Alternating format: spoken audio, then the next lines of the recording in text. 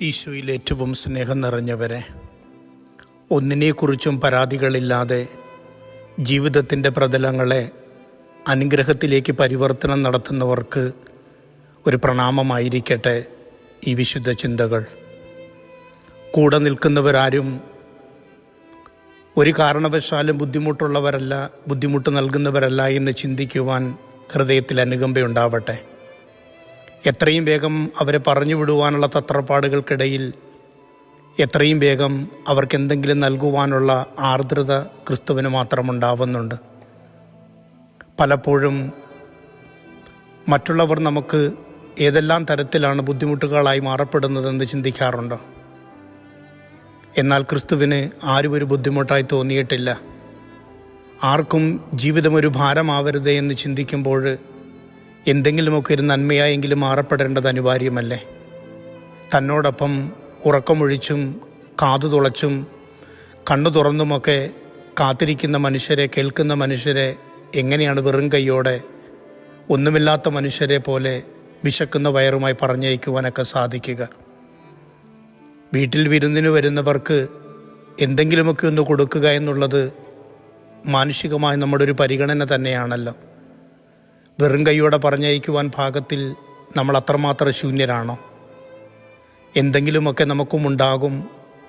എന്നാൽ നമുക്ക് കുറഞ്ഞു പോയി, ഇല്ലാതെ പോയി, നമുക്ക് അല്പം മാത്രമുണ്ട് എന്ന് മാത്രം പരാതികൾ ഇങ്ങനെ നിഴലിച്ചു നിൽക്കുന്നു.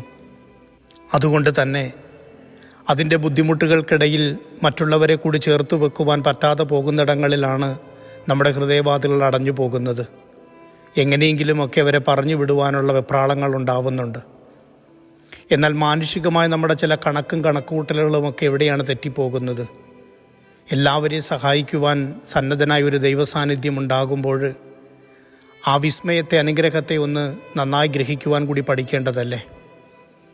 അപ്പോൾ മാത്രമേ നമുക്ക് തിരിച്ചറിയുവാൻ സാധിക്കുകയുള്ളൂ. നമ്മുടെ കയ്യിൽ അല്പം മാത്രമേ ഉള്ളുവെങ്കിലും, കുറവെന്ന് തോന്നുന്നുവെങ്കിലും എല്ലാം നിറവാക്കി നൽകുന്നവൻ്റെ കരങ്ങളിലേക്കൊന്ന് കൊടുക്കുവാൻ പഠിച്ചാൽ അത് തന്നെയാണ് നമ്മുടെ വിശാലതകൾ. പണം കൊടുത്തും സമ്പാദ്യത്തിൻ്റെ വലിയ സമ്പത്ത് ഇങ്ങനെ പങ്കിട്ട് കൊടുത്തുമൊക്കെ സന്തോഷിപ്പിക്കുവാൻ നമുക്ക് സാധ്യമല്ല എന്നറിയാം. പക്ഷെ ഒരു പുഞ്ചിരി കൊണ്ടുപോലും നമ്മൾ ജീവിതത്തെയും പരിസരങ്ങളെയും എന്തുമാത്രം പ്രകാശമുള്ളതാക്കുന്നുണ്ട്.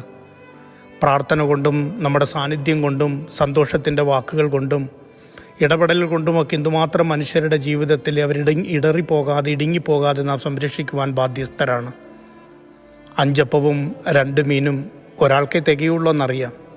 പക്ഷെ എന്നിട്ട് പോലും 5000 പേരുടെ വയറ് നിറയുവാൻ അതിന് കാരണമാകുന്നുണ്ട്. എൻ്റേതെന്ന് പറഞ്ഞ് പിടിച്ചു വെക്കുകയും പൊഴുത്തി വെക്കുകയും ചെയ്യുന്നിടത്ത് നന്മയൊന്നും ഉണ്ടാവുന്നില്ല.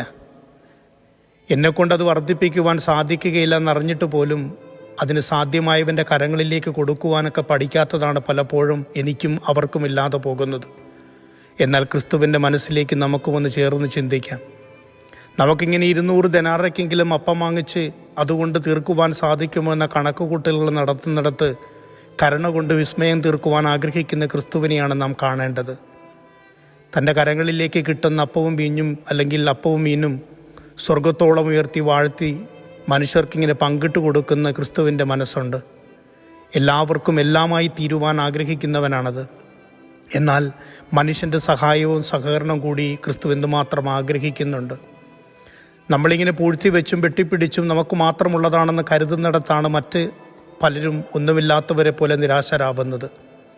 ദാരിദ്ര്യമൊന്നും ഈ ഭൂമുഖത്തില്ല എന്നല്ല. എന്നാൽ ഒരുപാട് മനുഷ്യരുടെ സമ്പത്തിലെ, അവരുടെ ആശ്രയത്തിൽ ഒരുപാട് മനുഷ്യരിങ്ങനെ ദാരിദ്ര്യത്തിലും വീണു പോകുന്നു എന്നുള്ളതല്ലേ വാസ്തവം. ഒന്ന് പങ്കിട്ട് കൊടുക്കുവാൻ ഒരുപാട് ആഡംബരങ്ങളും ഒരുപാട് സുഖലോലുപതകളും ഒക്കെ ചേർന്ന് പോകുന്ന ലോകത്ത് അതൊക്കെ നിഷേധിക്കപ്പെട്ട് ജീവിക്കുന്ന എന്തുമാത്രം പാവപ്പെട്ട മനുഷ്യരുണ്ടാവുന്നുണ്ട്. ഒരുപക്ഷെ ഒരു നേരത്തെ ആഹാരത്തിന് നമ്മുടെ സാന്നിധ്യവും സഹായവും നിറഞ്ഞ മനസ്സോടുണ്ടാകുന്നെങ്കിൽ എത്രമാത്രം വയറുകൾ നിറയുന്നു, എത്രമാസം മനസ്സുകൾ നിറയുന്നുണ്ടാവാം. കൊടുക്കുവാൻ പഠിക്കട്ടെ. എല്ലാം നൽകുന്നവൻ നമ്മുടെ ജീവിതത്തെ നോക്കി നമ്മളെ ഓർമ്മപ്പെടുത്തുകയാണ്. നിങ്ങൾക്ക് ചെയ്യാൻ പറ്റുന്നത് ചെയ്യുവിൻ. നമ്മുടെ കയ്യിൽ എന്തുണ്ടെന്നുള്ള ചോദ്യം ഇപ്പോഴും ആവർത്തിക്കുന്നുണ്ട്.